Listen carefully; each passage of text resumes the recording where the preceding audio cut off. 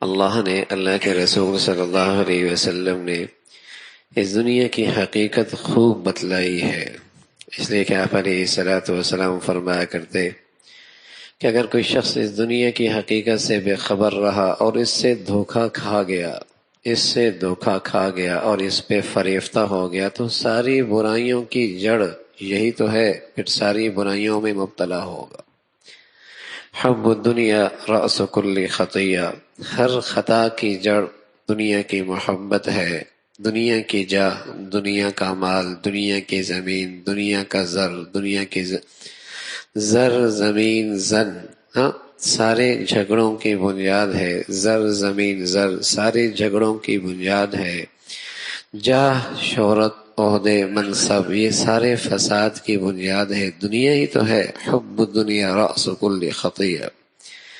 تو اللہ کے رسول صلی اللہ علیہ وسلم نے اس دنیا کی حقیقت خوب بتلائی ہے۔ کبھی تو آپ علیہ الصلوۃ والسلام اپنے ساتھ اٹھنے بیٹھنے والوں کو مختلف انداز سے مثال دیا کرتے۔ راستے میں گزر رہے ایک مرا ہوا جانور پڑا ہوا ہے، جس کی ہڈیاں، جس کا گوشت کا حصہ، جس کے جسم کے بال بکھری ہوئی ہیں، جسم سے علیحدہ ہیں۔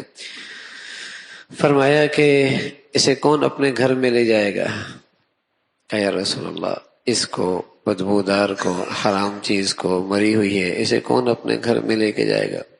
فرمایا اللہ کے ہاں اس دنیا کی حقیقت اس سے بھی کمتر ہے۔ اس کی حقیقت اللہ کے ہاں اتنی بھی نہیں ہے۔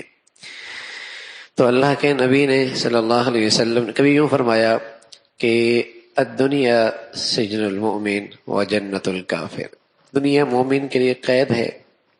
کوئی جیل میں رہنے والا کتنا ہی وی آئی پی اور تمام سہولیوں سے میسر ہونے کے باوجود بھی جیل میں رہنے والا چاہتا ہے گھر چلا جاؤں، اگرچہ اس کا گھر چھوٹا ہے، جیل میں اسے ساری تعلقات کی وجہ سے سہولیات میسر ہیں، لیکن پھر بھی اس کی چاہت ہے گھر جاؤں، یہاں سے گھر جاؤں۔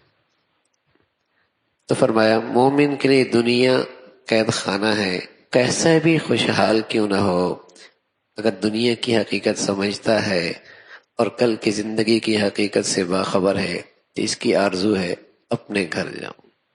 گھر وہ ہے من احب لقاء اللہ احب لقاءہ، جو اللہ سے ملنا پسند کرتا ہے اللہ بھی اس سے ملنا پسند فرماتے۔ تو اللہ کے نبی صلی اللہ علیہ وسلم نے اس دنیا کی حقیقت خوب کھولی ہے۔ حضرت علی فرمایا کرتے تھے دنیا تو کتنی بن سور کے کیوں نہ آئے، میں تو اسے دھوکہ کھانے والا نہیں ہوں، اس لیے کہ تو نے کب کس سے وفا کی ہے، تو نے کب کس سے وفا کی ہے، کس کے ساتھ رہی ہے، اتنا اکٹھا کیا، اتنا مال کیا، اتنا سب کچھ بنایا، لیکن لمحے کی بات ہے دنیا اسے اپنے تمام تر سامانوں سے اٹھا کر من مٹی کے نیچے چھوڑ کے آ جاتی۔ اللہ نے بھی اسی طرح اس کو مختلف مثالوں سے سمجھایا۔ فرمایا دیکھو آسمان سے بارش ہوتی ہے، زمین کا سبزہ ہرا بھرا ہوتا ہے، خوب کھیتی نکلتی ہے، کھیتی کا مالک اب مطمئن ہوتا ہے کہ اب تو میں اس کو کٹائی کروں گا اور مجھے اس پہ اب پورا قابو اور قدرت حاصل ہو گئی۔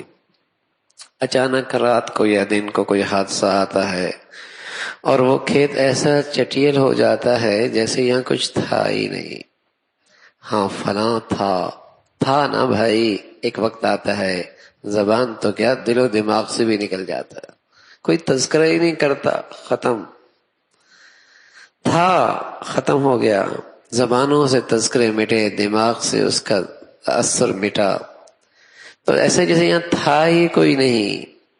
فرمایا اسی طرح انسانی زندگی ہے، یہ دنیا ہے کہ بظاہر بڑا خوشنما لگتا ہے، وہ کھیت بڑا ہرا بھرا اور زمین اپنی پوری زیبائش اور خوبصورتی حاصل کر لیتی ہے، لیکن اگر اس پہ کوئی حادثہ آ جائے، آفت آ جائے تو ایسا جیسے یہاں کچھ تھا ہی کوئی نہیں، یا پتہ نہیں کیا تھا، کون سا کھیت لگا ہوا تھا، گندم کا تھا، مکئی کا تھا، کون سا کھیت لگا ہوا تھا۔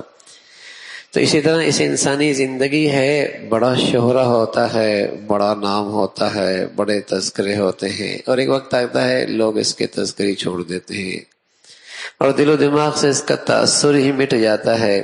فرمایا یہ دنیا کی حقیقت ہے۔